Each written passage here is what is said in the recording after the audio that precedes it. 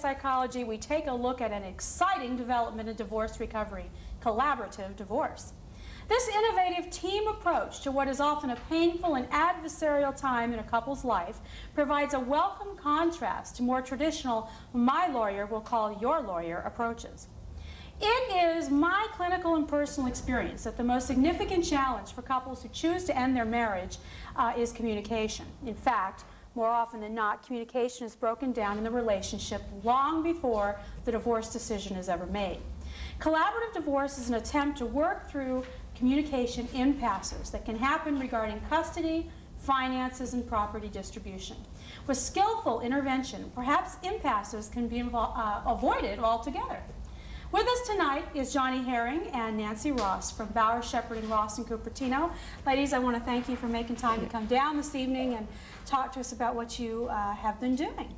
My understanding, I use the word innovative because I had never heard of it actually until I stumbled across an ad that you had in a woman's newspaper regarding this team approach, and I was very intrigued.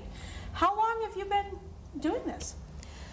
It's been, well actually Johnny, who's an attorney, has been doing this a little bit longer than we have.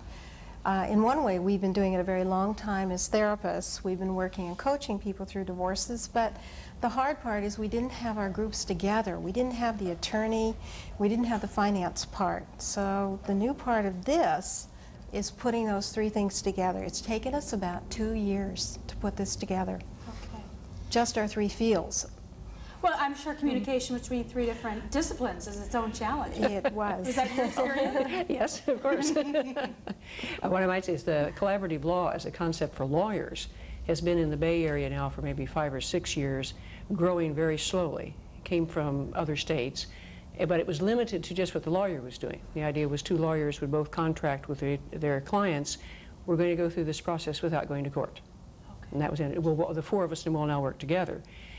Collaborative divorce takes that piece of it and expands it to add in therapists, financial people, with the notion that all of those fields will actually interact. Okay. Which indeed makes for some interesting situations. I bet it does, yes. And I imagine you've had to create sort of a shared language to be able to accomplish this. We have. Let's take a look at sort of a traditional divorce and get a clue about why we needed this collaborative approach. Okay, let's take a look. The current adversarial system that preceded your approach, and still most common, is this adversarial system, which creates its own stress, creates emotions like shame and failure, guilt and fear and anger, and creates issues around money and children. And I thought we could kind of touch on those to begin with. In terms of stress, you've been working with clients going through divorce for a number of years, as have you in separate mediums. I imagine the stresses are fairly similar. I mean, you're probably seeing the same kind of acting out or the same sort of stress reactions. What we see are people who would normally perhaps not look strange, but during divorce, lots of things happen. People get very scared. You mentioned shame, and I think that's a really big one for people who still feel like it's a personal failure. And even though we have a 50% divorce rate and a little bit higher here in our county, it's still true that people are very much ashamed. So a lot of the stress is coming from the feelings. And what we believe is you can't really have a divorce in one sense without dealing with those feelings.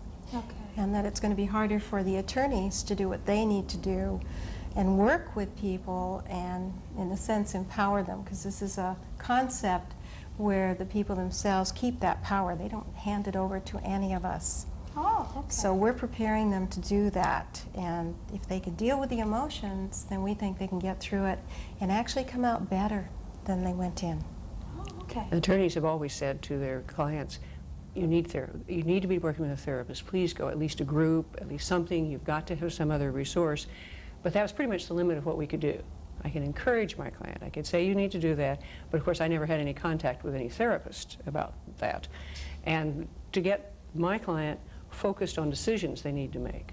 What are you going to do about the house? What are we going to do about the money? How are you going to live? What about a career? You can't untangle the emotions from that, but that's not really why they've employed me. Right. I need to know about the emotions, but then I'm not supposed to work with those. I need to help them with the factual things. They need decisions to make, that sort of thing. They need the therapist also. The idea here is to sort of put all of those together and maybe even let them talk to each other. Oh, what a concept. It's a unique concept. It is. Well, you know, the other day I had an attorney actually call me, or my client had requested I call the attorney regarding some litigation she's going through, and I called him, and the first thing he said is, I didn't think you would really call, because therapists never call us, you know. That, he was very surprised that I would actually do that. And then I would actually talk to him. I mean, I had a release and was able to talk with him about what was going to be best for her mental health in the long run. But it struck me that this was truly, he said, for him, an unusual experience. So as much as it's been needed that both of your clients work with each other, apparently we haven't talked to each other. Right.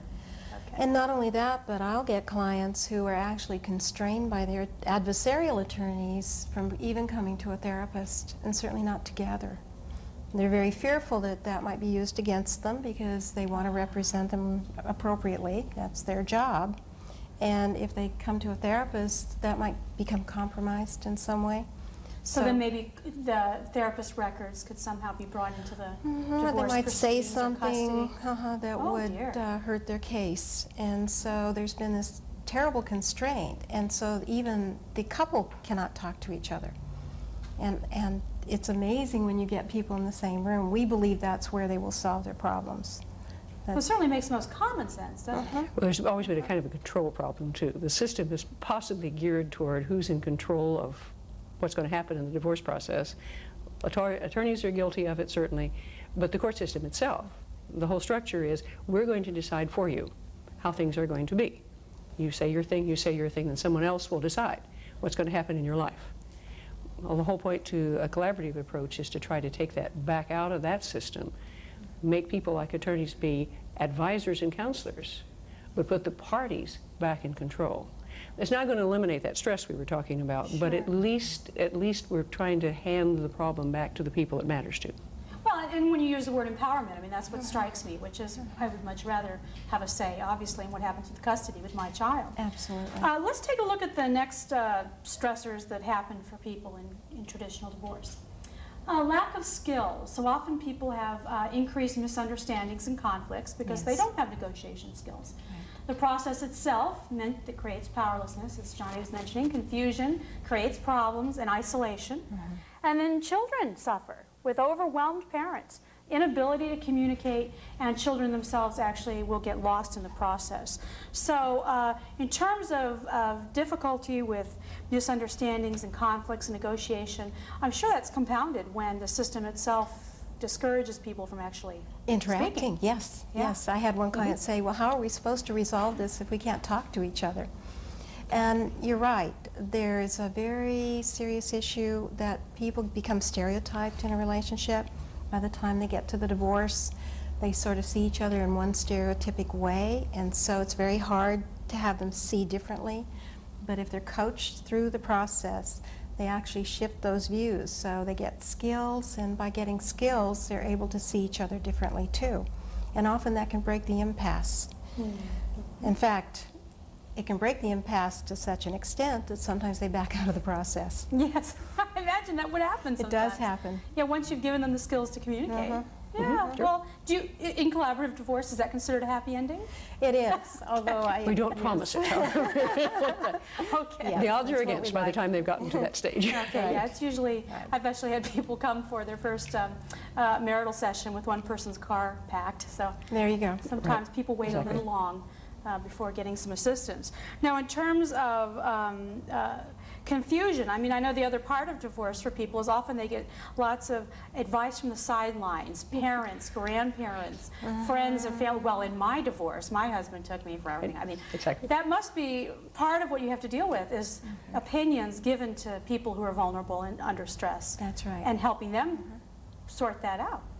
They're getting legal advice, so to speak, from everybody at work, all the neighbors, mom, aunt, uncle, cousins, nephews, nieces. Everybody's telling them how it ought to be and what the rule really is and the law really says, and it comes from very strange sources. So we spend a lot of time, no, let me tell you how it really works, and here's a copy of the statute. You might want to read this, see what this really says, that sort of thing. Okay. And the other part of communication problems we deal with as attorneys is if I have a client, my client talks to me, I talk to the other attorney talks to his client, the other client comes back from the client to me, that sort of around.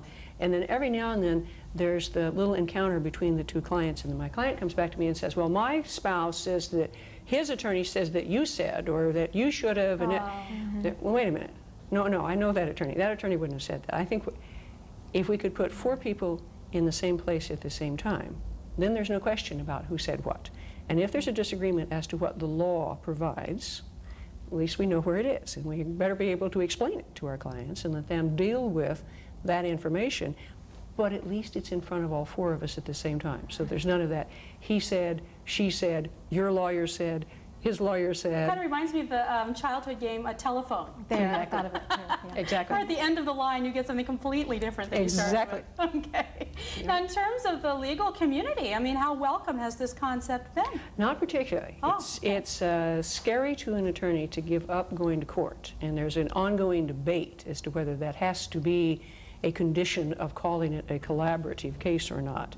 But if the thesis is that the case is not to go to court, it's going to be decided by the people, not by somebody else, not by an arbitrator, not by a special master, not by a judge, do you commit never to go to court? And even attorneys who think of themselves as settlement oriented still use the court system, if nothing else, to create a deadline.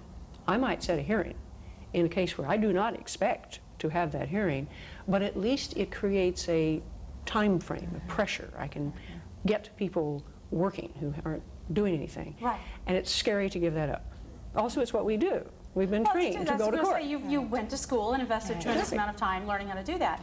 We're going to take a quick break. When we come back, we will learn more about this very interesting process. Stay with us.